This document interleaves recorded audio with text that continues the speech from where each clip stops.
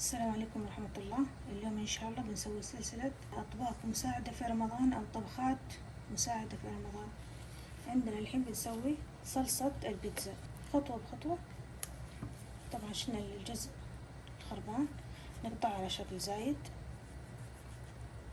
نحطها ثانية شكل زائد. طبعا في أطباق تساعدنا يكون طبعا خصوصا اللي مجهز يعني رمضان للعبادة فقط، ما يقعد يعني أطول وقت في المطبخ. الله يعيد علينا وعليكم يا رب، واحنا في أحسن حال. فتحناهم على شكل زايد. الماء الخطوة الثانية بنحطه في الماء المغلي. خليكم معاي.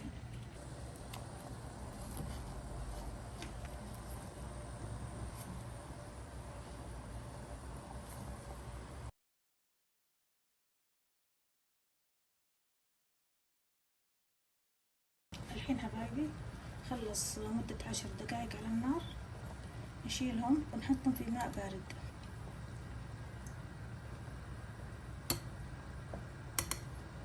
الحين حبايبي بعد ما بردت شوي نحاول نقشرها.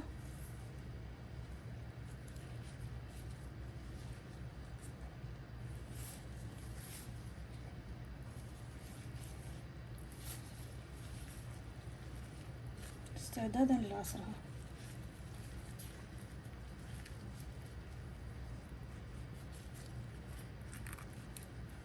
طبعا ما زالت ساخنة وهذا بيساعدنا على تقشيرها. نقشرها باليد أو بالسكين كله ماشي.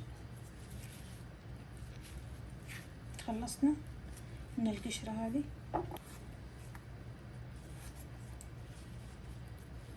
بهذا الشكل حبايبي راح نطحنها في الخلاط ونوريكم الخطوة اللي بعدها. هذه المرحلة الثانية ونوريكم المرحلة الثالثة. طبعا حبايبي الحين بنفرم الطماطم اللي غليناها ونرجع لكم.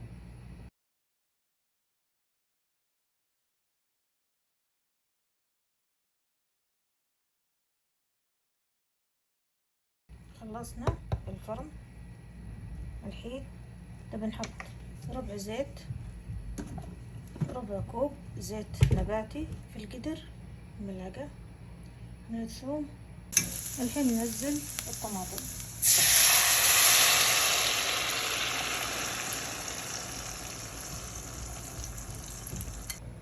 وراح نضيف طبعا ملعقة مليانة من صلصة الطماطم لونة.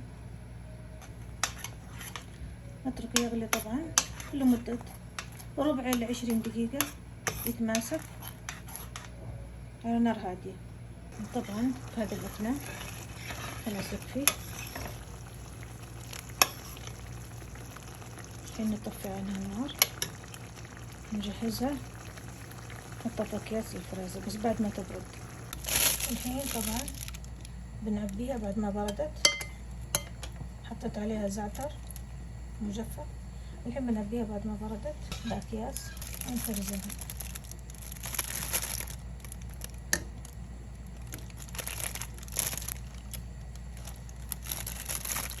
طبعا راح نفرزنها بهالشكل بدون ربط بشكل كده عشان يسهل علينا نطلعها ونستخدمها، وبوريكم ان شاء الله بعد ما نفرزنها كيف يطلع شكلها. طبعا هذا شكلها حبايبي بعد ما تجمدت، وان شاء الله تستفيدوا منها. اشكركم طبعا على المشاهدة والاشتراك.